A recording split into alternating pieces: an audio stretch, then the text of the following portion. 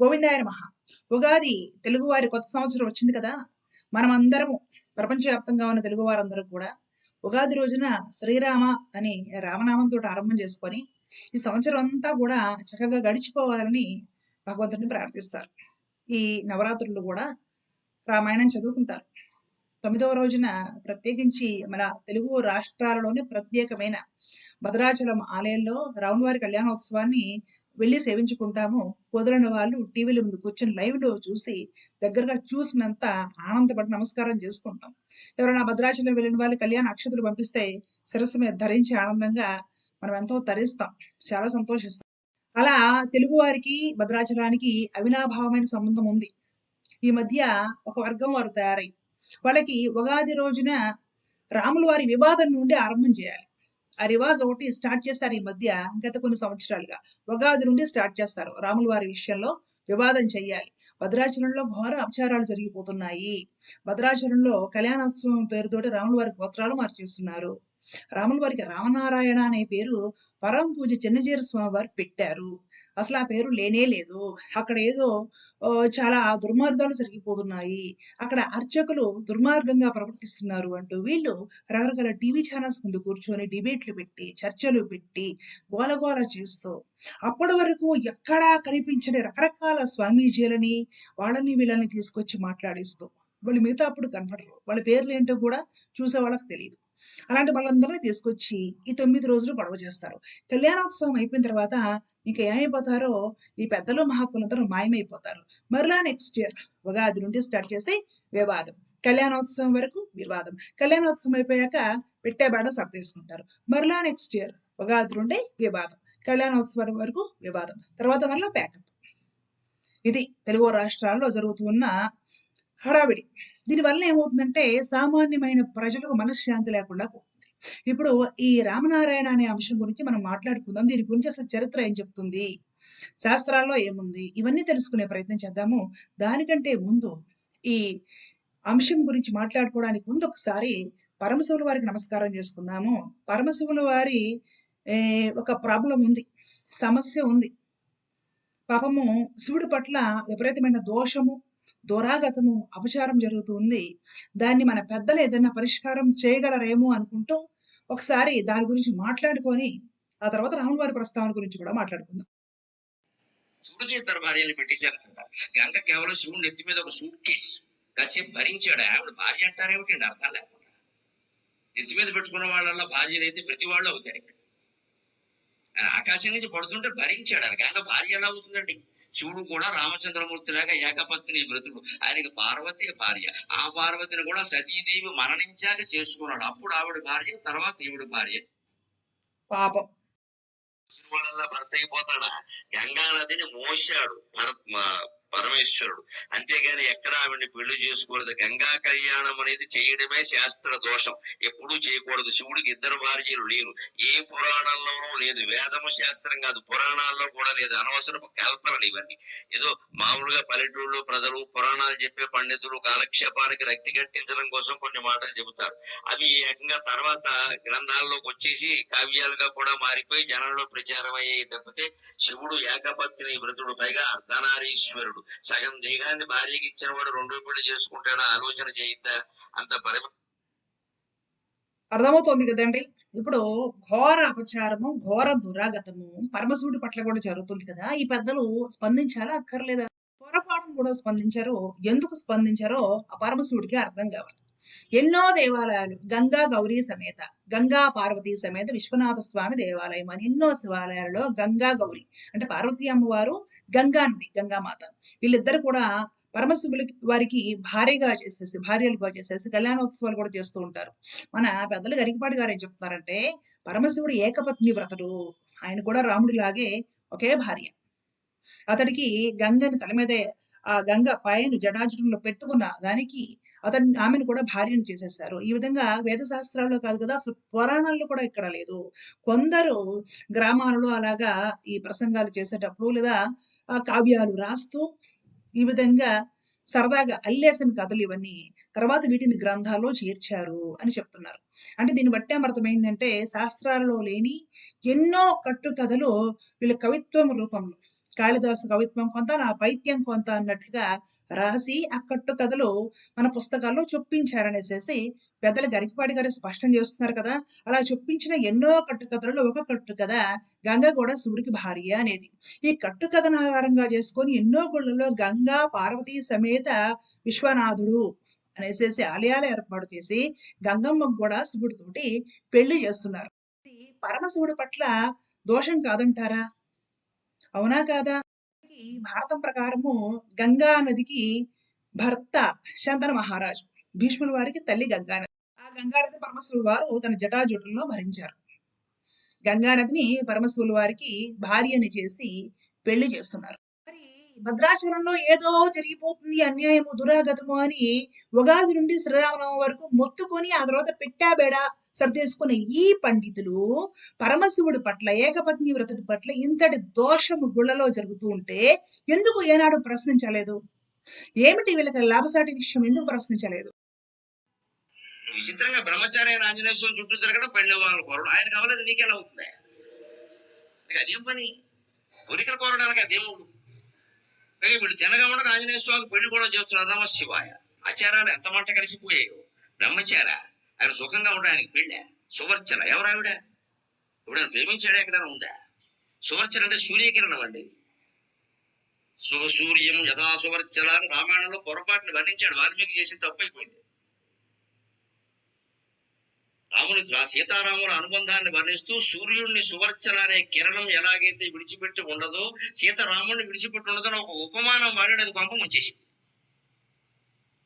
సూర్యం యథా సువర్చల అని వాడాడే. సూర్యుని యొక్క 7 కిరణాలు ప్రధానంగా ఉంటాయి. సప్తాశ్వం అంటే గుర్రాలు కాదు, కిరణాలు. అశ్వ శబ్దానికి కిరణం అని అర్థం. వేదం అన్నిటికీ మనం గుర్రం అని అర్థం చెప్పకూడదు. ఆ 7 కిరణాల్లో సువర్చల ఒక ప్రధాన కిరణం, అంటే గొప్ప కాంతి కలిగిందని అది అర్థమేది. సృష్టి వర్చస్సు. అందుకంటే ఆ కిరణం ప్రధానంగా విడిచిపడదు. ప్రళయకాలంలో కూడా సూర్యుడితో ఉండే కిరణం. అలా ఎలా ఉంటుందో సువర్చల అనే కిరణం సూర్యునితో ఎలా ఉంటుందో సీతాదేవి రామునితో అలా ఉంటుందని చెప్పారు. అది ఎవరు లాగారో ఎలా లాగారో తెలియదు. హనుమంతుడికి భార్యం చేసేసారు ఆ సువర్చన తీసుకుని. సూర్యుడి దగ్గర చదువుకోవడంలో పొరపాటు వచ్చేసింది. అక్కడి నుంచి మొత్తం కళ్యాణాలు కూడా చేస్తున్నారు. మమ్మల్ని వచ్చి వ్యాఖ్యానం కూడా అవుతారు. ఈ పాపం మాకు ఒకటి మళ్ళీ అంటే ఏంలా మనం ఎలా ఉంటామంటే మనకి బ్రహ్మచారి దేవుడు నచ్చరు. గరికపాటి గారు స్పష్టంగా చెప్తున్నారు, ఆంజనేయ స్వామి వారికి పెళ్లి కాలేదు, ఆయన బ్రహ్మచారి, అసలు ఎక్కడ ఆ విధంగా లేదు. ఒక సువర్చల అనేది సూర్యుడికి సంబంధించిన కిరణం పేరు. తీసుకొచ్చి సూర్యుడు కూతురులా మార్చేసి ఆంజనేయ స్వామికి ఇచ్చి పెళ్లి చేసేసి కళ్యాణోత్సవాలు చేసి అక్కడ మమ్మల్ని ప్రవచనాలు చెప్పని పిలుస్తున్నారు. ఈ పాపంలో మాకు కూడా వాటా ఉంది అని చెప్తున్నారు అనమాట. ఒక పెళ్లికి గరికపాటి గారు మొత్తుకుంటుంటే ఈ మధ్య ఒక మహాపండితుడు అసలు ఆంజనేయ స్వామి వారికి 3-4 పెళ్లిళ్ళు అయ్యాయని కూడా చెప్పడం జరిగింది. ఉత్తరాది పండితులు కూడా చెప్పు తీసుకొని కొట్టే విధంగా తిడుతున్నారు. సిగ్గుందా?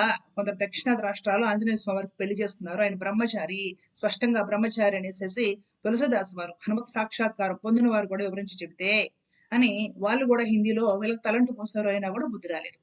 ఆంజనేయ స్వామి వారి కళ్యాణోత్సవాలు జరుగుతుంటే, ఆంజనేయ స్వామి వారి పట్ల అంతటి దోషం జరుగుతుంటే, అంతటి అపచారం జరుగుతూ ఉంటే ఈ పెద్ద మనుషులు పండితులు టీవీలో చర్చలు డిబేట్లు ఎందుకు పెట్టలేదు? ఏ రోజైనా మాట్లాడారా? చర్చించారా?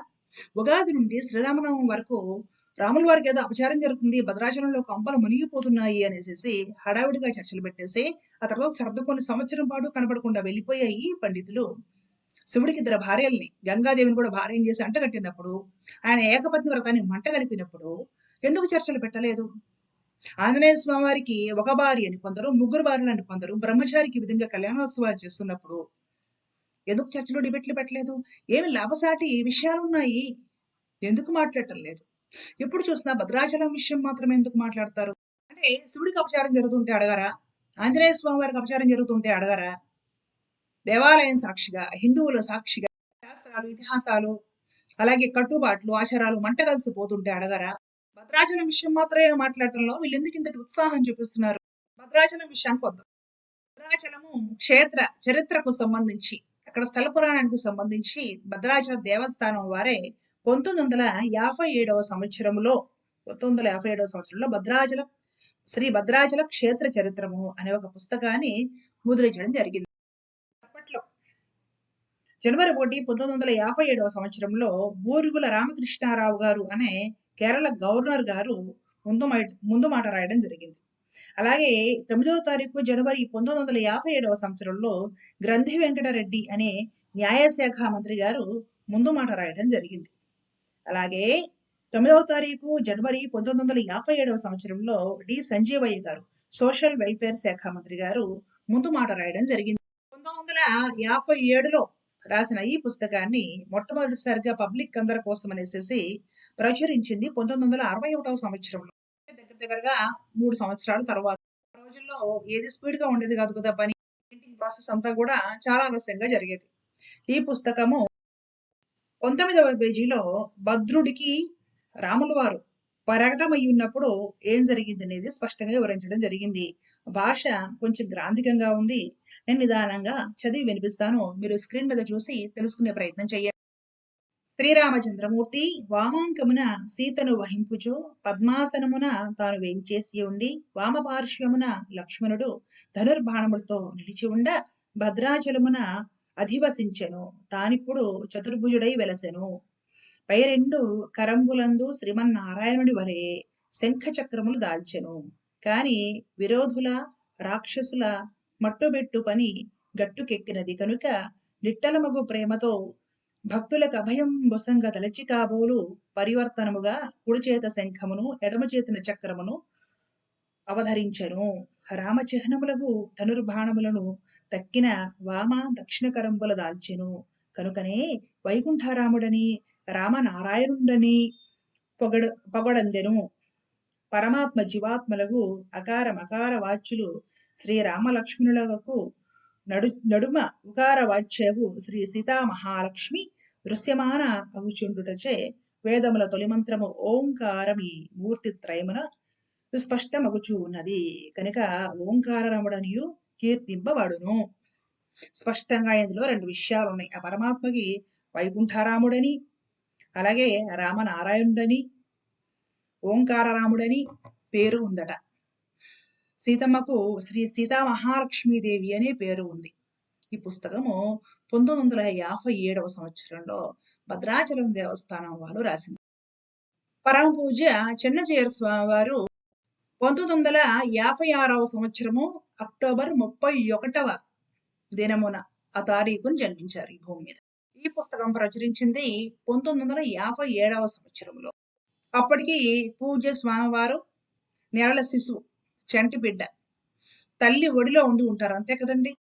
ఈ ఉన్మాదులు దుర్మార్గుల ప్రచారాలు ఎలా ఉన్నాయంటే, భద్రాచలంలో రాముల వారికట పూజ్య చిన్నజీయర స్వామివారు రామనారాయణుడు అని పేరు మార్చి కొత్త నామకరణం చేశారట. అన్నము తినే వాళ్ళకైతే ఆలోచన ఉంటుంది, విచక్షణ ఉంటుంది. ఏది పడితే అది కంపాల మీద్ది, రోడ్ల పక్కది, చెత్తా చెదారం తినే వాళ్ళకి ఆలోచన, వివేకము, విచక్షణ ఉండవు. వాళ్ళు ఇలాగే మాట్లాడతారు. భద్రాచలం దేవస్థానం వాళ్ళు పుస్తకం ప్రచురించే నాటికి పూజ్య జీరస్వామి వారికి ఒక 6 నెలల వయసు ఉంటుంది. ఆ జీరస్వామి వారట భద్రాచలంలో రాముల వారికి రామనారాయణుడు అని పేరు పెట్టారట. చిదంబర శాస్త్రి గారు అని ఒక పెద్ద మనిషి ఎలా రెచ్చిపోతూ అరుస్తున్నారో ఒకసారి వినండి. భద్రుడు రామచంద్ర నమోస్తుతే అన్నాడు కానీ 4 చేతులు ఉన్నాయి రామనారాయణ అని భద్రుడు అన్న కళ్ళ కనపట్టాల భద్రుడికి వీళ్ళకే కనపడ్డాయి 4 చేతులు. రఘుశ్రేష్ఠ అని సంబోధించాడు తప్పితే రామనారాయణ అని సంబోధించలా. దాశరథి కరుణాపయోనిధి అన్నాడు రామదాసు, వీళ్ళు చెప్పినట్లుగా రామనారాయణ అల్లా. వీళ్ళు ఇవాళ మొదలు పెట్టి వీళ్ళ బుర్రలో ఏదో గెలిచేటప్పటికీ దాన్ని సమాజం మొత్తం మీద నెత్తి రుద్దుదామని చెప్పి తలిస్తే రాముడు భద్రుడు పోయి రామదాసు పోయి వీళ్ళ పెద్దలు ఎలా అరుస్తున్నారో చూసారా? భద్రుడికి కళ్ళు కనపడటం లేదా? మీకే కళ్ళు కనపడుతున్నాయా? భద్రుడు రామనారాయణుడని ఎక్కడ అన్నాడు? అలాగే రామదాసు వారు రామనారాయణుడని ఎక్కడ పిలిచాడు? ఈ మధ్య కాలంలో వీళ్ళ పెద్దలు ఈ విధంగా ప్రవర్తిస్తున్నారు. పెద్దలంటే ఎవరు? జీరస్వామి వారు. ఇంతకు ముందు ఈ వ్యక్తి అనడం కూడా జరిగింది, జీరస్వామి వారి పేరు పెట్టారు సారు అనేసి. మరి ఇంత కోపంగా మరి ఎందుకు అరుస్తున్నాడో అర్థం కావట్లేదు. శివుడికి ఇద్దరు భార్యలతో పెళ్లి చేస్తున్నప్పుడు ఇతనికి రాని కోపము, ఆంజనేయ స్వామి వారి పెళ్లి గురించి శాస్త్రాలు లేవు అనేసి వీళ్ళ వర్గం పెద్దలు చెబుతున్నా సరే, దేశం మొత్తం ఉత్తర దేశంలో విపరీతంగా జై బజరంగ బలి అనే హనుమద్ ఆరాధన జరుగుతూ ఉంటుంది. అక్కడ కూడా ఎవరు ఆంజనేయ స్వామి వారికి పెళ్లి చేయరు. ఆయనకి పెళ్లి అయిందంటే చెప్పు తీసుకొని కొడతారు. ఆంజనేయ స్వామి అంటే బ్రహ్మచారి అంటారు అనమాట. ఆంజనేయ స్వామి వారికి కళ్యాణోత్సవాలు చేయడంలో విశేషమైన ఉత్సాహం ఉన్న ఈ పెద్ద మనిషి మరి ఇంతగా ఆచారాలు మంట కలిపిన ఈ పెద్ద మనిషి భద్రాచలము కళ్యాణోత్సవం విషయానికి వచ్చేసరికి ఎంత కోపంగా గుండె పొడ వచ్చేలా అరుస్తున్నారో చూడండి. భద్రుడికి పరమాత్మ కనబడినప్పుడు ఎలాగ ప్రస్తుతించాడో అందులో చూసాం. వైకుంఠరాముడు, ఓంకార రాముడు, రామనారాయణుడు అని దేవాలయం వల్ల ప్రచురించిన 1959 నాటి దేవాలయ రికార్డుల్లో ఉన్న పుస్తకమే ఉంది. రామదాస్ వారు ఏం రాశారో చూద్దాం. మన రామదాస్ గారు దాశరథి శతకంలో రాముడిని ఏ విధంగా ప్రస్తుతించాడో ఒకసారి మీరు కూడా స్క్రీన్ మీద చూసే ప్రయత్నం చేయండి. శ్రీయుత జానకీ రమణ చిన్మయ రూప రమేశ రామనారాయణ పాహి పాహి అని ప్రస్తుతి చేసితి నా మనంబున బాయగా కిల్పిష వ్రజవి పాటన మందగా చేసి సక్కళాదాయి ఫలంబున కియవే దాశరథి కరుణాపయోనిధి. ఎవరండి ఈ పద్యం రాసింది? పూజ చిన్నజీర స్వామి వారు రాశారా? దాశరథి శతకంలో స్పష్టంగా భద్రాచల రామదాసు వారు రామనారాయణ అని ప్రస్తుతి చేసుకున్నారు. భద్రుడు రామచంద్ర నమోస్తుతి అన్నాడు కానీ 4 చేతులు ఉన్నాయని రామనారాయణ అని భద్రుడు అలా కళ్ళ కనపట్టాల భద్రుడికి వీళ్ళకే కనపడ్డాయి 4 చేతులు. రఘుశ్రేష్ఠ అని సంబోధించాడు తప్పితే రామనారాయణ అని సంబోధించలా. దాశరథి కరుణాపయోనిధి అన్నాడు రామదాసు. వీళ్ళు చెప్పినట్టుగా రామనారాయణ అల్లా. వీళ్ళు ఇవాళ మొదలు పెట్టి వీళ్ళ బుర్రలో ఏదో గెలిచేటప్పటికీ దాన్ని సమాజం మొత్తం మీద నెత్తిరుద్దుదామని చెప్పి తలిస్తే రాముడు భద్రుడు పోయి రామదాసు పోయి వీళ్ళ పెద్దలు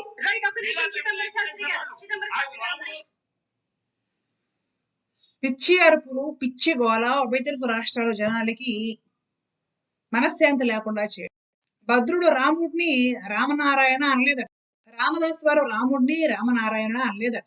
అసలు ఆ పేరు లేదంట. ఈ మధ్య కొందరు పెద్దల బుద్ధి తొలిచి ఈ పెదవ కాలం పెదవ బుద్ధులు పుడుతున్నాయట. పెద్ద మనుషులు బాధపడుతున్నాడు. భద్రాచలం చుట్టుపక్కల ఉండే వాళ్ళకి, ప్రత్యేకించి ఉభయ తెలుగు రాష్ట్రాల్లో వాళ్ళకి ఎంతో మంది మహిళలకి సీతాలక్ష్మి అనే పేరుంది కోకొల్లలుగా పూర్వకాలం నుండి. ఈ యూట్యూబ్లు, ఈ టీవీలు, చర్చలు, డిబేట్లు రాక ముందు నుండి ఎప్పటి నుండో మహిళలకి సీతామహాలక్ష్మి అని పేరుంది. ఆ పేరు ఎవరిదంటే భద్రాచలంలో సీతమ్మ వారి పేరు అది. సీతాలక్ష్మి అని కూడా పెట్టుకుంటారు. సీతమ్మ వారికి సీతామహాలక్ష్మి అని పేరు ఎందుకుంది? కలియుగంలో రామాయణం అయిపోయాక ఈ సీతారాములు లక్ష్మీనారాయణులే వైకుంఠం చేరిన తర్వాత కలియుగంలో మరలా భద్రుడు తపస్సు చేస్తే రావాల్సి వచ్చింది. ఎక్కడి నుంచి వచ్చారు? 5 నుండి రాలేదు, వైకుంఠం నుండి దిగొచ్చారు. వైకుంఠం నుండి దిగొచ్చిన ఆవిడ మహాలక్ష్మి సీత. వైకుంఠం నుండి వచ్చిన వాడు నారాయణుడు చతుర్భుజాలతో వచ్చాడు. చతుర్భుజాలతో వచ్చిన వాడు శంఖచక్రాలు కూడా ధరించి ఉన్నవాడు ఎవరండి? నారాయణుడే అవుతాడు కదా. భద్రుడు రాముడు కావాలన్నాడు కాబట్టి ఇంకో 2 చేతులతో ధనుర్బాణాలు కూడా పట్టుకుని నిలబడ్డాడు. శంఖచక్రాలు మార్చి పట్టుకున్నాడు. మనకి చిన్నకేశవ స్వామి ఆలయాల్లో కూడా కలియుగంలో శంఖచక్రాలు మార్చి పట్టుకుని ఉంటారు. మనకి మాచర్ల బ్రహ్మనాయుడు గారు ఆరాధన చేసిన చెన్నకేశ్వర స్వామి వారు చూడండి, ఎవరైనా చెన్నకేశ్వర స్వామి వారు కూడా శంఖచక్రాలు మార్చి పట్టుకుని ఉంటారు. మన సామవేదం గారి వర్షం ఒకసారి చూద్దాం. అయితే ఇక్కడ గాని ధర్మశాస్త్రాల్లో గాని ఉపాసన శాస్త్రాలు చూస్తే రామ నవమి నాడు చెప్పినది మాత్రము రామ అర్చన ఆరాధన. అది బాలరాముడిని ఆరాధన చేయాలి. తర్వాత వాళ్ళ అమ్మని నాన్నని ఆరాధన చేయమన్నారు. అంటే కౌసల్య దశరథులను ఆరాధన చేయమన్నారు. ఆ తర్వాత తమ్ముళ్ళను కూడా పూజించు. అంతగాని సీతారామ కళ్యాణం మాత్రం రామనవమి నాడు చెయ్యాలని చెప్పలేదండి. ఈ మాట చెప్తే తెలుగు వాళ్ళకి బాధ కలుగుతుంది. ఒక్క తెలుగు నాట మాత్రమే సీతారామ కళ్యాణం చేస్తారు రామనవమి నాడు. దీన్ని బట్టి ఏమీ తెలియని నేటి తరం వాళ్ళు అప్పుడే పెళ్లి జరుపుకుంటారు. అప్పుడు కాలేదు పెళ్లి. అయితే రామోత్సవం చెయ్యాలి అన్నారు కనుక అందులో భాగంగా చేస్తున్నారు. చేస్తే తప్పలేదు కానీ చెయ్యడం విధి కాదు అని చెప్పడం. ఇక్కడ చెయ్యాలి అని విధి లేదు, చేస్తే తప్పు లేదు. బాలరాముడిని పూజించాలి. ఎలాంటి బాలరాముడిని పూజించాలో ధ్యానం పడి చెప్పడే మనం తెలుసుకోబోతుంది. అక్కడ బాలరాముడిని పూజించమన్నారు. మనకి తెలుగునాట ఎందుకు వచ్చిందంటే భద్రాచలం మనకి రామస్థానంగా భావిస్తాం కనుక ఉగాది నుంచి నవమి వరకు అక్కడ బ్రహ్మోత్సవాలు చేస్తారు రామక్షేత్రం కనుక. ఉత్సవాలు పూర్తయిన వెంటనే శాంతి కళ్యాణం చేయడం సంప్రదాయం. అందుకే అక్కడ సీతారామ శాంతి కళ్యాణం చేస్తారు. అది ప్రసిద్ధి చెంది ప్రతి పీట కళ్యాణం చేయడం మనకు కనబడుతున్నది. ఇక్కడ చేస్తే తప్పు కాదు కానీ చేయాల్సిన నియమం మాత్రం లేదు. ఇది తెలుసుకోవాల్సింది. రామోత్సవాలు చేయమన్నాడు కనుక ఇది కూడా ఉత్సవంగా చేస్తే తప్పేమీ లేదు. కనుక సంప్రదాయం మనం తెలుసుకోవడం కోసం మాత్రమే ఇక్కడ అదే విషయం పెద్దలు సామవేదం గారు చెప్తున్న వర్షం విన్నారు కదా. శ్రీరామనవమికి కళ్యాణోత్సవం చెయ్యాలి అనేది విధి ఏమీ లేదు అనేసి పెద్దలు మన సామవేద గారు చెప్తున్నారు. రామోత్సవం చేయాలి, బాలరాముడికి ఆరాధించాలి, ఆయన తల్లిదండ్రులను ఆరాధించాలి, కుదిరితే టైం ఉంటే ఆయన తమ్ముళ్ళను ఆరాధన చేయాలి కదా. భద్రాచల క్షేత్రంలో కళ్యాణోత్సవం ఉంది కాబట్టి అక్కడ చేసుకుంటున్నారు. స్పష్టంగా చెప్పేస్తారు కదా. ఇప్పుడు ఆ భద్రాచల క్షేత్రంలో ఒక చోట కళ్యాణోత్సవం ఉంది. ఆ ఆలయంలో శ్రీ పాంచరాత్ర రాఘవ పండితులు కళ్యాణోత్సవం చేసుకుంటున్నారు. వీళ్ళందరికీ బాధ ఏంటి? ఆ ఆలయంలో జరుపుకుంటున్నారండి, వీళ్ళకి బాధ ఏంటి? అసలు ఆ రోజున కళ్యాణోత్సవం చేయాలనే విధి నియమాలు ఏమీ లేవనేసేసి ఈ వీళ్ళ వర్గానికి చెందిన సామవేదం గారు స్పష్టంగా చెప్తున్నారు కదా. అంటే ఆ రోజు చేయాలని ఏం లేదు, హాయిగా బాలరాముని ఆరాధించుకుంటూ కూర్చోవచ్చు.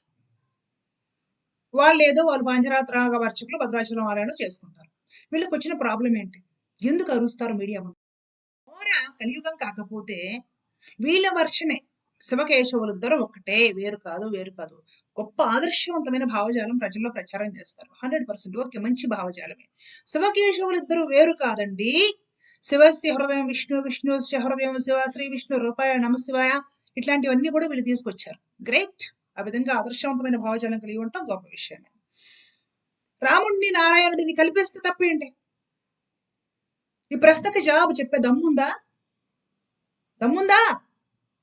శివుడిని కేశవుడిని కలిపేయచ్చు, అది ఆదర్శవంతమైన భావజాలము. రాముడిని నారాయణుడి నుండే కదా రాముడు వచ్చింది. ఒప్పుకుంటారా? ఒప్పుకోరా? ఎంతో కొంత హిందుత్వం తెలిసిన ఒక 5వ క్లాస్ పిల్లాడిని అడిగితే కూడా దశావతారాలు విష్ణు అని చెప్తారు. కాసు సాంప్రదాయంగా పెంచిన పిల్లాడిని అడిగితే చెప్తాడు. వాడికి కూడా తెలుసు రాముడు నారాయణుడి నుండి వచ్చిన అవతారమే కదా. రాముడిని మాత్రం రామనారాయణ అనకూడదంట. ఘోర అపచారం అంట. ఈ పెద్ద మనిషి చిదంబరం గారు ఇంకొందరు ఇతని బ్యాచ్ గుండెలు బాధేసుకున్నారు. సోషల్ మీడియాలో చర్చలు, డిబేట్లు పెట్టేసి ఉభయ తెలుగు రాష్ట్రాల ప్రజలకు శాంతి లేకుండా. శివకేశవులు ఇద్దరు ఒకటే చేయొచ్చు, శివకేశవులు ఇద్దరు ఒకటే, అంత ఆదర్శవంతమైన భావజాలం మాది అని చెప్పే ఈ పెద్ద మనుషులు రాముడు నారాయణుడు ఒకటేనయ్యా అని రామనారాయణ అనే ఒక పదం వాడితే వీళ్ళు ఒప్పుకోరట. సీతా మహాలక్ష్మి అనే పదం వాడితే వీళ్ళు ఒప్పుకోరట. సీతాపార్వతి అనే పదం వాడితే వీళ్ళకి బాగుంటుంది. సీతాపార్వతి అనే పదం వాడవచ్చు, రామలింగేశ్వరుడు అనే పదం వాడవచ్చు, లక్ష్మీ పార్వతి అనే పదం వాడవచ్చు, సీతా మహాలక్ష్మి అనే పదం మాత్రం వాడకూడదు. ఘోర అపచారం. రామనారాయణ అనే పదం వాడకూడదు. ఘోర అపచారం. సాయిబాబా గుళ్ళల్లో సాయిబాబాకు పెట్టిన పేరు సాయిరామ్. సాయికి రామ్ తగిలించినప్పుడు వీళ్ళకి ఏమీ అనిపించలేదు. రాముడికి ఆయన పరబ్రహ్మమైన నారాయణులో నుండి ఈ అవతారం రామావతారం వచ్చిందో ఆ పేరుతో కలిపి రామనారాయణ అంటే మాత్రము వీళ్ళకి ఇబ్బంది వచ్చింది. వ్యాసంలాగా తిరిగి ఇదంతా కూడా పూజ చిన్నజీర స్వామి వారి మీదకి వచ్చి పడిపోవాలి, ఆయన గొడవ చేసేయాలి. ఒక దోషిగా, దుర్మార్గుడిగా, హిందువుల్ని విభజిస్తున్న ఒక విభజనకారుడిలా, ఒక కుట్రదారుడిలా సమాజం ముందు ఒక ఎదిని ఆ విధంగా నిలబెట్టాలి. ఈ పండితులు చేసే పని అదే. ఈ రామనారాయణ అనే ఒక పేరుతో భద్రాచలం దేవస్థానం వాళ్ళు పుస్తకం ప్రథాముద్రణ చేసినప్పటికీ పూజ చిన్నజీర స్వామివారి వయసు 6 నెలలు అయినా సరే వీళ్ళు మసిపోసి మారేడుకాయ చూస్తా సాక్ష్యాలు 100 చూపిస్తా, 1000 చూపిస్తా, వీళ్ళు అలాగే చేస్తారు. ఎవరికి ఉపయోగం వీళ్ళ వల్ల? ఏ హిందువుకు ఉపయోగం వీళ్ళ వల్ల? రేపు శ్రీరామనవమి అయ్యాక ఈ పండితులు సంవత్సరం కనపడరు, మాయమైపోతారు. మరలా ఉగాది రోజు స్టార్ట్ చేస్తారు భజన. వాళ్ళు మంచోళ్ళు కాదు, భద్రాచలంలో అర్చకులు మంచోళ్ళు కాదు, అక్కడ రాముడు మంచోడు కాదు, అక్కడ సీతమ్మ మంచిది కాదు. ఎవరికి ఉపయోగం? ఏ తెలుగువాడికి ఉపయోగము? ఏ హిందువుకి ఉపయోగము? ఎవరిని సంస్కరించడానికి సమాజానికి ఏ ఉపయోగము? అవసరం లేదు. సమాజంతో పడలేదు. వీళ్ళ దాష్టికము. వీళ్ళు అంటించిన మంటలు మండుతూ ఉంటేనే వీళ్ళకి ఆనందంగా ఉంటుంది అంతే. సమాజంతో వీళ్ళకి పని లేదు, సగటు హిందువులతో వీళ్ళకి పని లేదు. వీళ్ళు అంటించిన మంటలు మండుతూ ఉండాలి. వీళ్ళు ఇంకా సాధ్యం పోస్తూ ఉంటారు. ఉభయ తెలుగు రాష్ట్రాల ప్రజలు సగటు హిందువులకి వీళ్ళు మనశ్శాంతి లేకుండా చేస్తారు. పండితులు అని చెప్పుకునే వీళ్ళకి తెల్లారు లెగిస్తే ఒక సాంప్రదాయం మీద ఉన్మాదం, తెల్లారు లెగిస్తే ఒక సాంప్రదాయం మీద కారాలు మిరియాలు నూరుతూ ఉంటారు, తెల్లారు లెగిస్తే ఒక సాంప్రదాయం మీద మంట వేస్తూ ఉంటారు, తెల్లారు లెగిస్తే ఒక సాంప్రదాయం మీద నోటి విరేచనాలు చేసుకుంటూ ఉంటారు. ధర్మ పరిరక్షణ పేరుతో తెల్లారు లెగిస్తే ఒక సాంప్రదాయం మీద దాడి చేయడము. ఇది మాత్రమే ఈ పెద్దలకి, ఈ పండితులకి, పెద్ద మనుషులకి, ఈ శాలువాలు కప్పుకున్న వాళ్ళందరికీ తగుతుంది. ఈ పనులు మాత్రమే వీళ్ళు చేయగలరు. కానీ రాముడు ధర్మమే చూస్తాడు. భద్రాచలం జోలికి వచ్చి ఇలాంటి వివాదాలు చేసి ఎంతో మంది వెళ్ళిపోయారు. ఎంతో మందికి వంశక్షయం అయిపోయింది. ఉన్న ఒక కొడుకు కూడా పోయాడు. అలాంటి ఎన్నో కథలు. భద్రాచలం జోలికి వచ్చిన వాళ్ళు ఎవ్వరు కూడా సరిగ్గా బాగుపడి సరిగ్గా బ్రతికి బాగున్న దాఖలాలు లేవు. కులక్షయం అయిపోయింది. ప్రతి సంవత్సరము వీళ్ళ రచ్చ రాద్ధాంతం ఉగాది నుండి రామనవమి వరకు. ఆ తర్వాత కనపడరు మరలా నెక్స్ట్ ఉగాది స్టార్ట్ చేస్తారు. ఏమిటి కుట్రపూరితంగా, ఏమిటి ఉన్మాదంతో, ఏమిటి సాంప్రదాయం మీద దాడి, ఎవరికి ఉపయోగము? ఉభయ తెలుగు రాష్ట్రాల్లో ప్రజలకి ఇలాంటి మేధావుల వలన ప్రజలే ఆలోచించుకోవాలి. తెల్లారు లెగిస్తే సగటు మనుషులు ఎన్నో గొడవలు, ఎంతో హడావిడి, నిత్యము క్షణక్షణము జీవన రంగంలో పోరాటం చేసుకుంటూ కాస్త మనశ్శాంతి కోసం గుళ్ళకి వెళ్దామా, పెద్దవాళ్ళు చెప్పే ఏదైనా విందామా అని సెల్లా అని చేస్తే ఇందులో పండితులు చేసే గొడవలే కనపడతాయి. దాంతోటే మతాలు మారిపోతూ ఉంటారు. చెయ్యడు చిరాగ్గా ఉంది రా బాబు, బ్రతకలేం రాయా అని వేరే మతంలోకి వెళ్ళిపోతారు. హాయిగా సండే చర్చికి పోయి రావచ్చు. అదేదో నీట్గా ఉంటుంది, హడావడక్కర్లేదు. మతాలు ఊరికే మారవు. వీళ్ళు పెట్టే చిచ్చు చూసి చిరాకు వచ్చిన జనాలే మతాలు మారేస్తారు. చూస్తారు కదా హిందూ బంధువులారా, ఆంజనేయ స్వామికి పెళ్లిళ్ళు చేసినప్పుడు మాట్లాడరు, వీళ్ళే పెళ్లిళ్ళు చేస్తారు. ఒక భార్య, ఇద్దరు భార్యలు, ముగ్గురు భార్యలు, 60 భార్యలు ఉన్నారని వీళ్ళే ప్రచారాలు చేస్తారు. ఏకపత్ని వ్రతులు శివుడు అని కొందరు చెప్తారు. కాదు, శివుడికి ఇద్దరు భార్యలు అనేసి కళ్యాణోత్సవాలు కొందరు చేస్తారు. అవేమీ మాట్లాడని పెద్ద మనుషులు ఉగాది నుండి శ్రీరామనవమి వరకు భద్రాచలం మీద పడి దాడి చేసి గోల చేసి రామనవమి అయిపోయిన తర్వాత మరలా సైలెంట్. నెక్స్ట్ ఇయర్ దాకా నిద్రపోదాము, నెక్స్ట్ ఇయర్ ఉగాదికి నిద్రలో ఇచ్చి మరలా గొడవ చేద్దాం.